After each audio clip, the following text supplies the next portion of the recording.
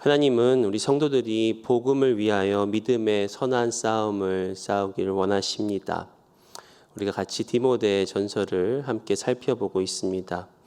디모데 1장에서는 거짓 교훈을 가르치는 자를 경계하고 또 그를 대처하기 위해서 이 디모데, 이 목회자의 자세, 특별히 선한 싸움을 싸우고 믿음과 착한 행실을 가지라고 바울이 디모데에게 권면을 합니다. 그리고 오늘 우리가 읽은 2장부터는 본격적으로 그 당시에 예배소 교회를 담임하고 있었던 우리 디모데 목사님에게 어떤 교회의 여러 가지 현안의 문제들, 그리고 그거에 대해서 어떻게 공동체를 세워 나가야 되는지를 교훈하고 있습니다. 그래서 오늘 이 본문에서 1절은 그러므로라고 시작을 하면서 이 전장에 있는 내용과 연결되어 말씀을 하고 있는 것을 알 수가 있습니다. 즉 1장 후반부에서 이 선한 믿음의 싸움을 싸우고 착한 행실을 갖는 그것이 어떠한 삶인가, 그것을 또 2장으로 계속해서 말씀하고 있는 것입니다. 먼저 이 3절과 4절을 한번 보시겠습니다. 이것이 우리 구주 하나님 앞에 선하고 받으실 만한 것이니 하나님은 모든 사람이 구원을 받으며 진리를 아는 데에 이르기를 원하시느니라. 바울은 계속해서 이 복음을 위하여 우리가 이러한 일들을 행해야 한다라고 말하고 있습니다. 이 모든 삶이 하나님 앞에 선하고 받으실 만한 것이며 그 하나님의 그 뜻이란 결국 모든 사람이 구원을 받으며 진리를 아는 데 이르기를 원하시는 하나님의 뜻을 다시 한번 상기시켜 주면서 결국 이 거짓 교훈을 가르치는 자들에게 반대하고 또 올바른 가르침을 가르치는 것, 또 이 디모데전서 오늘 본문에 나와 있는 모든 내용들은 결국 이 복음을 위하여 우리가 사는 것이다라고 할 수가 있겠습니다. 그래서 바울은 이 복음을 위하여라는 그런 표현을 계속해서 그의 서신에 반복을 하고 있습니다. 로마서 1장 1절에는 예수 그리스도의 종 바울은 사도로 부르심을 받아 하나님의 복음을 위하여 택정함을 입었으니라고 그가 고백을 합니다. 이 복음을 위하여 사도로 택정을 받은 이 바울의 그 사명을 우리는 알 수가 있습니다. 또한 고린도전서 9장 23절에 내가 복음을 위하여 모든 것을 행함은 복음에 참여하고자 함이라. 그러니까 바울의 삶과 바울의 모든 행함은 바로 복음을 위하여 그가 행하였다라고 고백을 합니다. 이 복음을 위하여 사는 저와 여러분이 되기를 소원합니다. 그렇다면 이 2장에서 이 복음, 계속해서 이 복음을 위하여 사는 그런 삶은 무엇인가 우리가 함께 나누기를 원합니다. 첫 번째로 복음을 위하여 사는 삶은 바로 중보 기도자의 삶입니다. 우리 믿는 성도들이 가장 먼저 해야 할 것은 영혼의 구원을 위하여 하나님께 중보하는 것입니다. 1절 보시면 그러므로 내가 첫째로 권하노니 모든 사람을 위하여 간구와 기도와 도고와 감사를 하되. 이 바울이 디모데에게 가장 먼저 권하는 것은 바로 기도였습니다. 여기서 이 첫째로 권한다라는 이 헬라어 표현에는 이 모든 것 가운데라는 그런 뜻이 담겨져 있습니다. 그래서 이 첫째로 권한다라는 뜻은 모든 것 중에 가장 먼저 권한다라는 그런 뜻을 포함하고 있습니다. 그것은 바로 모든 사람을 위하여 간구와 기도와 도고와 감사를 하라는 것입니다. 이 기도에는 여러 가지 종류가 있습니다. 이 본문에서는 이 4가지 종류로 방법으로 이야기를 하고 있습니다. 여러분 간구라는 것 여러분 잘 아시지만 이 간구라는 것은 우리의 필요, 또 우리의 부족한 점, 또 우리의 결핍을 하나님께 아뢰며 또 기도하며 구하는 것이 바로 간구입니다. 또 여기서 나와 있는 이 기도라는 것은 어떻게 보면 일상 가운데서 하나님과 소통하며 또 교제하는 그런 기도라고 할 수가 있겠습니다.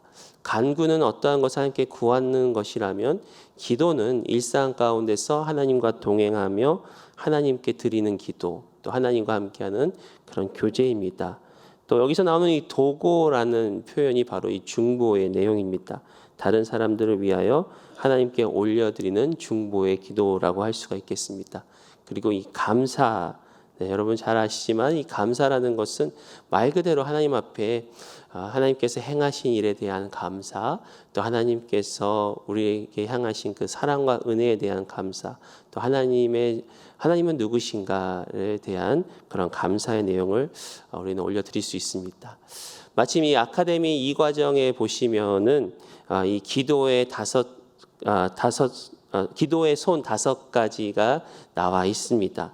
바로 이 찬양, 감사, 고백, 간구, 중보.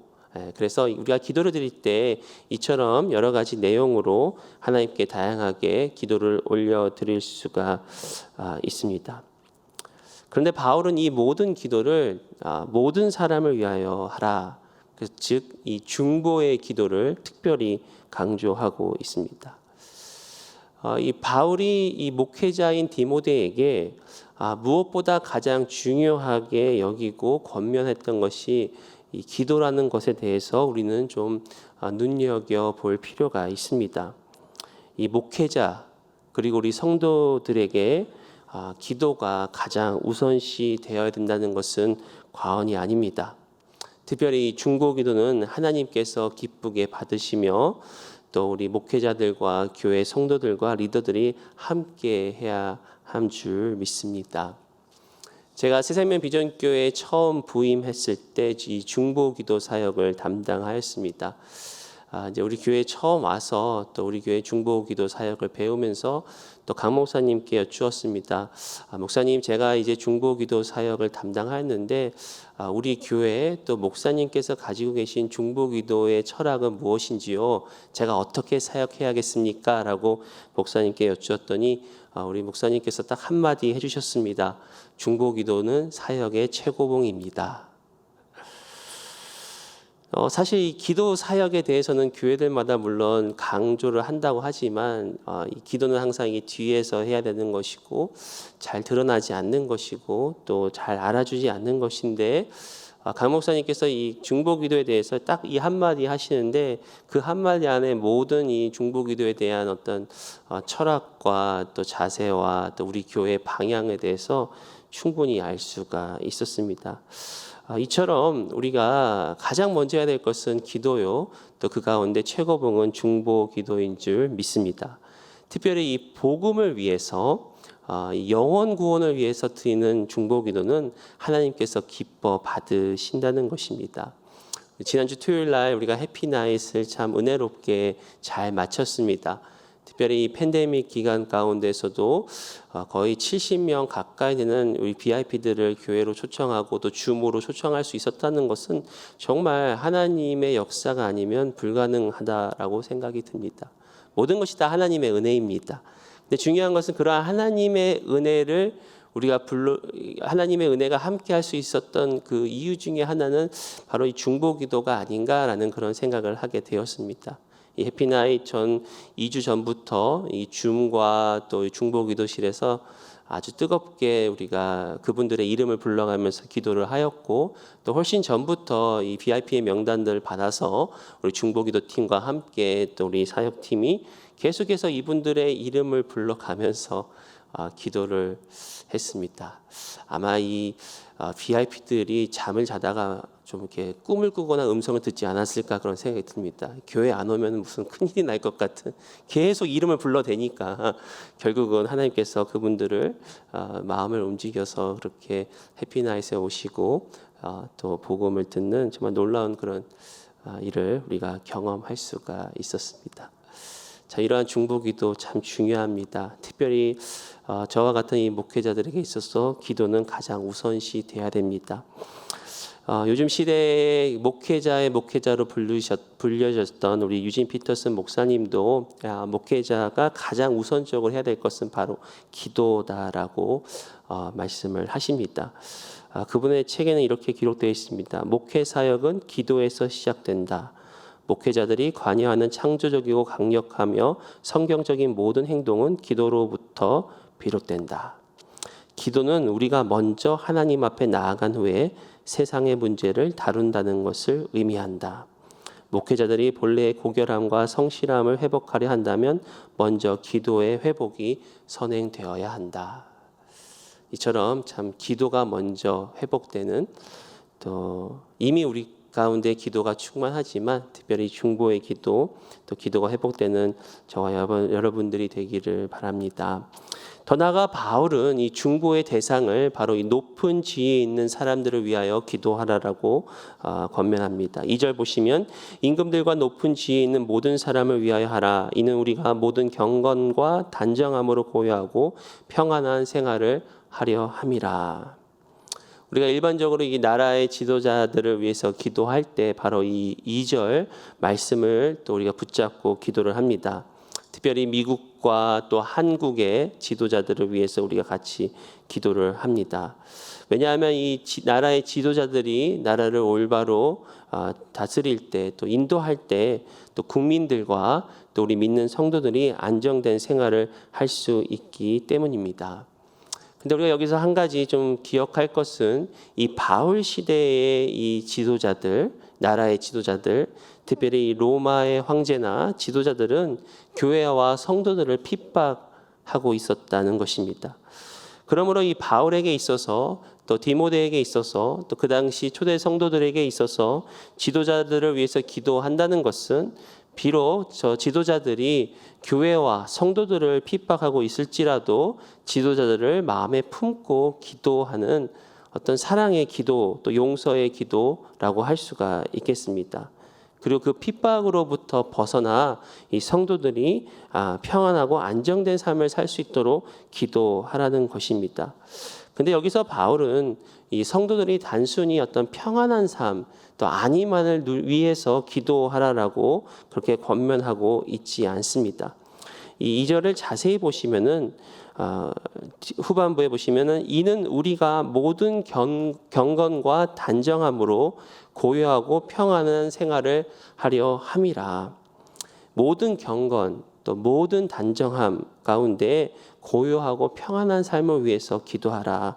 즉 우리가 이 지도자들을 위해서 기도할 때 기억해야 될 것은 어떤 단순한 우리의 안위와 평안함을 위해서 기도하는 것이 아니라 모든 경건 안에서, 또 모든 이 단정함 안에서 평안하고 이 고요한 삶을 살 수 있도록 기도하라라고 이렇게 말씀하고 있는 것입니다. 더 나아가서 바로 이 지도자들을 위해서 기도하는 것은 이 복음의 진보를 위해서 기도해야 된다. 우리 아까도 말씀 읽었지만 3절과 4절 보시면 이것이 우리 구주 하나님 앞에 선하고 받으실 만한 것이니 하나님은 모든 사람이 구원을 받으며 진리를 아는 데 이르기를 원하시니라. 바로 이 모든 사람이 구원을 받고 진리를 아는 데 이르기를 원하시는 그 하나님의 뜻을 따라 우리가 기도하는 것입니다. 그러면서 바울은 이 진리가 무엇인가를 5절과 6절에 다시 한번 디모데에게 상기시켜 주고 있습니다. 5절 보시면 하나님은 한 분이시오 또 하나님과 사람 사이의 중보자도 한 분이시니 곧 사람이신 그리스도 예수라. 그가 모든 사람을 위하여 자기를 대속물로 주셨으니 기약이 이르러 주신 증거니라. 그 당시에 이 디모데 또 에베소 교회 또 많은 그 초대교회 가운데에 이 거짓 교훈을 가르치는 이제 거짓 교사들, 또 이단들, 거짓 선지자들이 있었기 때문에 바울은 계속해서 이 진리를 강조를 하고 있습니다. 그러니까 모든 사람이 구원에 이른다는 것은 바로 진리를 온전히 안다라고 할 수가 있겠습니다. 그리고 그 진리를 이 5절과 6절 단 두 구절 안에 이 진리를 아주 축약해서 이렇게 쓰고 있는 이 바울의 이 글을 통해서 참 많은 은혜를 좀 받았습니다. 바로 하나님은 유일하신 하나님이시다. 그리고 하나님과 사람 사이의 중보자도 한 분이신데 그분은 바로 예수 그리스도시다. 그런데 예수 그리스도께서 직접 이 땅에 사람으로 성육신하셨다. 그 당시에 이 그리스도의 성육신을 부정하는 그런 이단들도 있었기 때문에 이 바로 성육신 하신 그리스도에 대해서 진리를 이야기를 합니다. 그리고 그뿐만 아니라 바로 예수 그리스도께서 십자가에 달리셔서 우리 모두의 대속물로 본인을 들이셨다라는 그 십자가 대속 사건을 또 6절에서 기록하고 있습니다. 그리고 이 모든 것들이 결국은 기약에 이르러 하나님의 뜻 가운데 또 하나님의 그 시간 가운데 주신 증거라고 말씀하고 있습니다. 예수님께서 십자가에 달리시고 그리고 죽으시고 부활하시고 승천하셔서 이 모든 것들이 우리 바로 예수를 믿는 모든 성도들에게 또 이 땅 가운데 증거로 우리가 선포되어지는 것입니다. 결국 진리를 안다는 것은 예수 그리스도를 아는 것입니다. 예수님을 알고 예수님과 친밀한 관계 안에 거하는 것이 바로 구원을 얻는 것이요 영생을 얻는 것입니다. 그래서 예수님께서는 요한복음 17장 3절에 영생 곧 유일하신 참 하나님과 그가 보내신 자 예수 그리스도를 아는 것이니라 라고 우리에게 말씀을 하고 있습니다. 그래서 바울은 이 모든 것을 위해서 결국 복음을 위해서 우리가 중보해야 되는 것인데 그것이 바로 이 이방인들까지도 이 복음을 전해야 된다라고 그렇게 말하고 있습니다. 7절 보시면 이를 위하여 내가 전파하는 자와 사도로 세움을 입은 것은 참말이요 거짓말이 아니니 믿음과 진리 안에서 내가 이방인의 스승이 되었노라. 그럼 우리가 이 복음 안에서 사는 삶은 먼저 하나님 앞에 기도하며 또 특별히 중보하는 가운데 우리는 복음 안에 거하는 줄 믿습니다. 이 복음을 위해서 또 영혼 구원을 위해서 기도할 때 중보할 때 그것이 바로 복음을 위하여 사는 삶이라는 것이죠. 또 두 번째로 우리가 알 수 있는 것은 복음을 위하여 사는 삶은 선한 행실을 통하여 내적으로 단장하는 삶임을 알 수가 있습니다. 하나님은 우리가 복음을 위해서 우리의 내면을 먼저 가꾸기를 원하십니다. 이 8절부터는 이 바울이 이 남자와 여자에게 각각 권면하는 그런 말씀들입니다. 특별히 이 8절부터 나와 있는 이 각 처에서 즉 이 공동체 안에서 또 교회 안에서 어떻게 이 남성들과 여성들이 어떻게 행해야 되는지에 대한 그런 자세에 대해서 말씀합니다. 8절 보시면은 그러므로 각 처에서 남자들이 분노와 다툼이 없이 거룩한 손을 들어 기도하기를 원하노라. 이 남성들에게 분노와 다툼이 없이 거룩한 손을 들어 기도하라라고 이렇게 말씀하고 있습니다.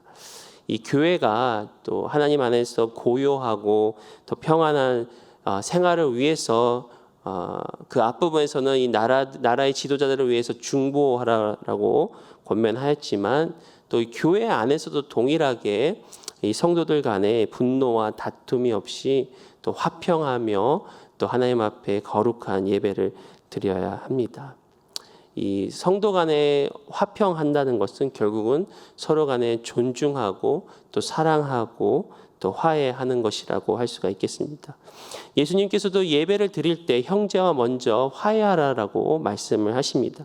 마태복음 5장 23절 24절에 그러므로 예물을 제단에 드리려다가 거기서 내 형제에게 원망 들을 만한 일이 있는 것이 생각나거든 예물을 제단 앞에 두고 먼저 가서 형제와 화목하고 그 후에 와서 예물을 드리라. 하나님 앞에 예배를 드리다가도 형제에게 원망 들을 만한 일이 생각나면 먼저 가서 화해하라는 것이 바로 예수님의 뜻입니다. 또한 바울은 이 여인들에게도 단정하게 옷을 입고 소박함과 정절함으로 단장하라고 이렇게 권면합니다. 9절 보시면 또 이와 같이 여자들도 단정하게 옷을 입으며 소박함과 정절로서 자기를 단장하고 따은 머리와 금이나 진주나 값진 옷으로 하지 말고 이 겉으로 너무 화려하거나 너무 사치스럽게 단장하지 말고 그보다 더 중요한 것은 바로 이 정돈된 그 마음 또 마음의 내면을 잘 가꾸는 것이 중요하다라고 할 수가 있겠습니다. 물론 이게 교회에 나와서 이처럼 단정하게 옷을 입고 또 소박하게 정절로서 우리가 교회에 나오는 것이 중요한데 한 가지 우리가 그 당시의 상황을 봤을 때 이 머리를 이렇게 높게 따는 것 또 화려한 옷을 입는 것은 그 당시 에베소 교회의 사회적으로 그 이방신을 섬기는 그런 신전에서 매춘 활동을 하는 그런 여인들의 모습과 비슷하다라고 합니다. 다시 말씀드려서 어떤 이 세상의 풍조, 어떤 세상에서 이렇게 옷을 입는 것들, 또 이렇게 겉을 이렇게 치장하는 그런 풍조를 따르지 말고 더 중요한 것은 이 겉으로 드러나는 화려함이 아니라 바로 내면의 단정함이 중요하다라고 바울은 강조를 하고 있는 것입니다. 그래서 10절 보시면 오직 선행으로 하기를 원하노라 이것이 하나님을 경외한다 하는 자들에게 마땅한 것이니라. 하나님을 경외한다는 것. 또 영어 성경으로 보니까 하나님께 예배하는 자들이라고 또 그런 표현을 갖고 있습니다. 그러니까 우리가 이 겉으로 드러나는 화려함과 또 사치가 아니라 이 내면 안에서 단정한 모습들, 또 더 나아가서 교회 안에서의 어떤 분노와 다툼이 없이 서로 존중하며 또 서로 화평하는 그런 모습들, 또 세상의 풍조를 따라가지 아니하며 구별된 이런 모습들이 결국은 복음을 위하여 사는 그런 삶이라고 할 수가 있겠습니다. 왜냐하면 이 세상이 교회를 바라보는 그 시선 가운데 교회는 늘 어떤 다툼이 있고 또 분쟁이 있고 나눔이 있는 그런 모습으로 바라볼 때도 있고, 또 교회 안에서 경건하지 못한 모습들, 또 특별히 교회 안에서도 세상과 별바 다를 바 없는 그런 죄악들과 불경건한 모습들을 보일 때 세상은 교회에 대해서 실망하고 교회에 대해서 돌이킨다는 것이죠. 그렇기 때문에 우리가 복음을 위해서 교회가 화평하고 또 복음을 위해서 겉에 있는 모습이 아닌 어떤 내적인 내면을 잘 가꾸어야 할 필요가 있는 것입니다. 세 번째로 우리가 배울 수 있는 이 복음을 위하여 사는 삶은 바로 세상과 구별된 하나님의 질서 가운데 사는 삶입니다. 하나님의 사람들은 하나님께서 정하신 질서 안에서 행하는 그러한 삶을 사는 것입니다. 11절과 12절을 보시면 여자는 일체 순종함으로 조용히 배우라. 여자가 가르치는 것과 남자를 주관하는 것을 허락하지 아니하노니 오직 조용할지니라. 아멘이 안 나올 줄 알았습니다. 지금 여기 지금 우리 새벽 예배당에서도 지금 여자분들 더 많이 계셔가지고 이거를 어떻게 설교를 해야 되나 참 많이 고민을 했는데, 우리가 물론 잘 아시지만 기독교는 또 성경은 특별히 그 당시에는 남자와 여자 간의 그런 성차별이 아주 심했던 그런 시대임에도 불구하고 그 당시에 이미 예수님께서 또 사도 바울은 남자나 여자나 차별이 없이 하나님의 사랑하는 자녀다, 평등하다라고 그렇게 말씀을 하시고 또 주장을 합니다. 특별히 바울은 갈라디아서 3장 28절에 너희는 유대인이나 헬라인이나 종이나 자유인이나 남자나 여자나 다 그리스도 예수 안에서 하나이니라라고 그렇게 기록하고 있습니다. 그와 같이 분명히 남자와 여자의 어떤 성차별을 여기서 이야기하는 것은 아니다라는 것을 우리가 알 수가 있습니다. 결국 그 당시에 에베소 교회의 그 상황, 또 그 에베소의 그 사회적인 상황에 따라서 지금 이러한 권면을 하고 있다라는 것을 알 수 있죠. 특별히 이 에베소 지역에서는 여신을 숭배하는 그런 신전이 있었습니다. 이 사도행전에 나와 있지만 아르테미스라는 그런 여신을 숭배하는 그런 신전 안에서 주로 이 여인들이 주도하여서 또 사회적인 그런 어떤 혼란을 야기하고, 특별히 또 여인들이 어떤 이단 사상을 가지고 그 당시에 어떤 출산과 결혼을 거부하는 그런 어떤 사회적인 그런 풍토가 있었기 때문에 바울은 디모데에게 여인들에게 올바로 이런 하나님의 질서 안에서 행할 것을 지금 권면하고 가르치고 있는 것입니다. 이 하나님의 질서를 바로 이 창조의 원리, 창조의 질서에서 바울은 이야기를 합니다. 13절과 14절 보시면 이는 아담이 먼저 짐을 받고 하와가 그 후며 아담이 속은 것이 아니고 여자가 속아 죄에 빠졌음이라. 바로 이 창조 질서 가운데 하나님께서 먼저 아담을 지으시고 그 다음에 하와를 이 돕는 배필로 또 지어주신 그런 하나님의 이 창조 원리에 따라서 그런 영적인 질서를 올바로 세워 나가야 한다는 것을 우리 지금 바울은 강조하고 있는 것입니다. 그러므로 우리가 교회 안에서의 이런 창조적인 질서 또 영적인 질서를 우리가 잘 알고 또 서로 존중하며 질서 가운데 행하는 것이 중요합니다. 우리 강 목사님께서 늘 강조하신 것 중에 하나가 이 목회자는 영적으로 어떤 지위의 높고 낮음이 아니라 기능적인 차이라고 그렇게 강조를 하십니다. 그러니까 목회자라고 해서 어떤 영적으로 지위가 높은 위치가 아니라 단지 하나님께서 부르신 그런 소명과 기능의 차이라는 것이죠.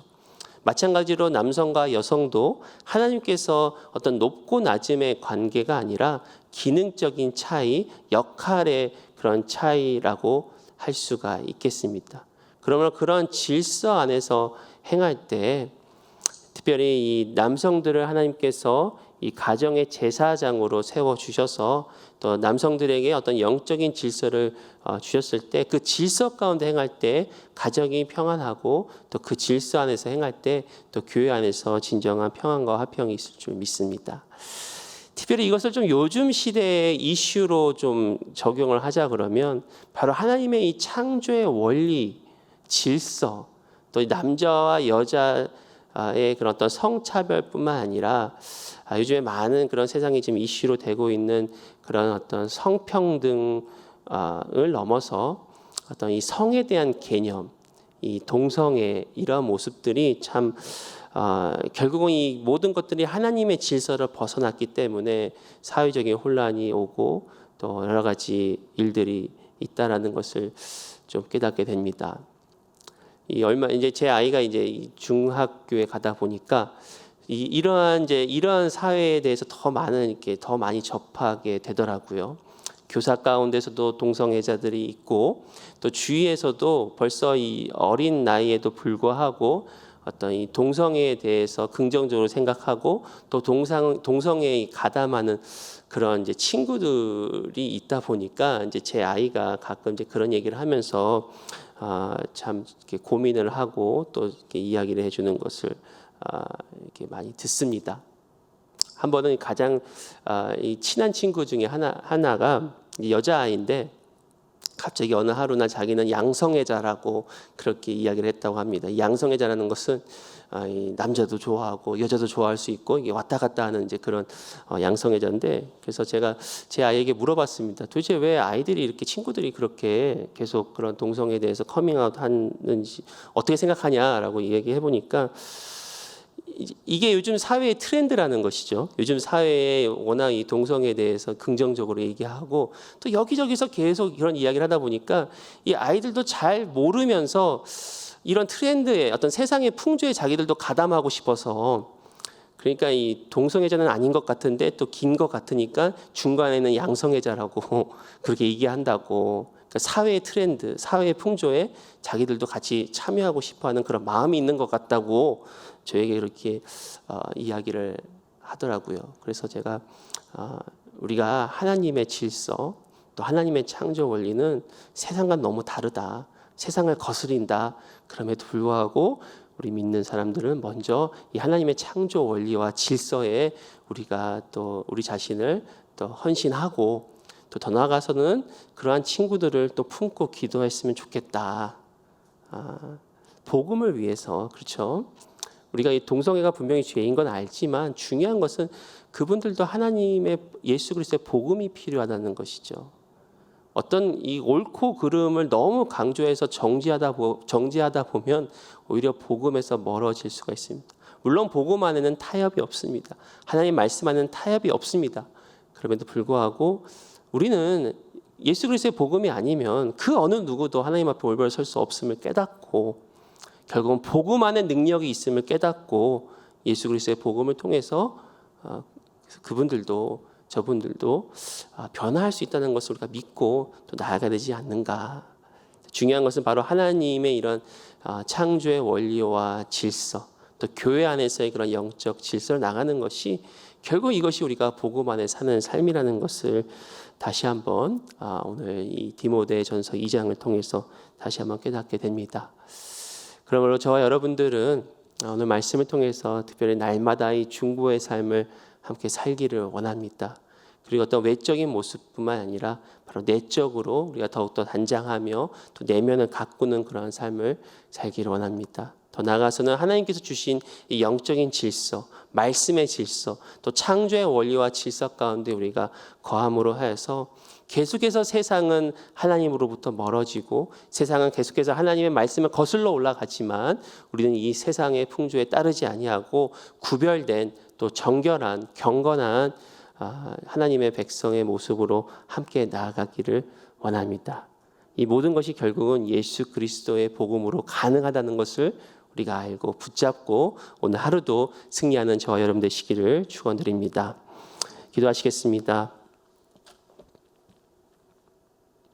하나님 아버지, 예수 그리스도의 십자가 보혈로 우리를 정결케 하여 주시고 또 우리를 이 땅 가운데 불러주심에 감사를 드립니다.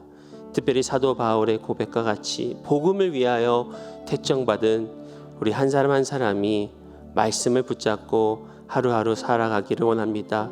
특별히 나라를 위해서 지도자들을 위해서 중보하는 또 복음을 위해서 중보하는 우리 삶이 되기를 원하며 또 교회 안에서 공동체 안에서 서로를 존중하며 또 하나님을 경외하며 우리의 내면을 먼저 가꿀 줄 아는 그런 우리 한 사람 되도록 하여 주옵소서.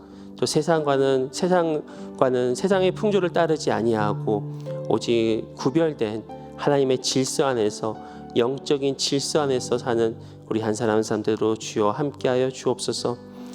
계속되어지는 팬데믹 가운데 많이 지치고 어렵고 아파하는 우리 성도님들과 또 이 세상을 주님께서 불쌍히 여겨주시고 하나님 뜻 가운데 또 긍휼히 여겨주셔서 하루속히 이 팬데믹 이 모든 어려움들이 또 종결될 수 있도록 하나님께서 함께 해주시며 특별히 나라의 지도자들 가운데 하나님께서 지혜와 또 하나님의 경외하는 마음을 주셔서 이 나라를 잘 다스릴 수 있도록 또 이끌어갈 수 있도록 하나님께서 함께 하시고 주님 인도하여 주시옵소서. 우리 환우들을 위해서 기도합니다. 한 분 한 분 주님 친히 이 시간 찾아가 주셔서 어루만져 주시고 위로하여 주시고 보혈의 그 능력으로 주님께서 회복시켜 주시옵소서. 또 사랑하는 유가족을 먼저 보낸 우리 사랑하는 가족을 먼저 보낸 우리 유가족들에게도 하나님께서 위로와 또 하나님의 평강과 또 부활의 소망으로 함께해 주시옵소서.